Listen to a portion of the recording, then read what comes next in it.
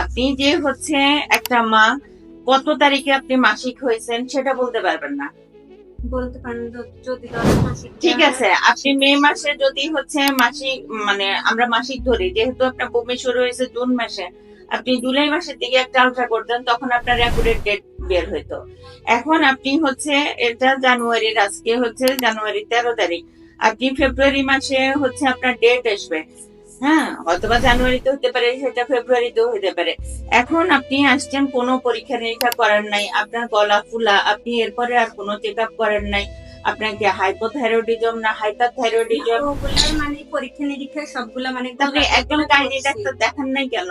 ওই সময় গলার ওষুধ সব পরীক্ষা করছে, মানে বলছে যে ওগুলা সব নর্মাল আছে, কোনো ও সমস্যা নাই। আমার মা, সেটা তো হচ্ছে গলার ডাক্তার। হ্যাঁ। তা আপনি হচ্ছে গাইনির জন্য চিকিৎসা নিবেন না? আপনার হচ্ছে এই যে প্রসূতি রোগের চিকিৎসা নিবেন না? ডেটটা বাহির করবেন না? আপনি কি বলতে পারবেন আপনার অরিজিনাল ডেট কবে বাচ্চা হওয়ার ডেট?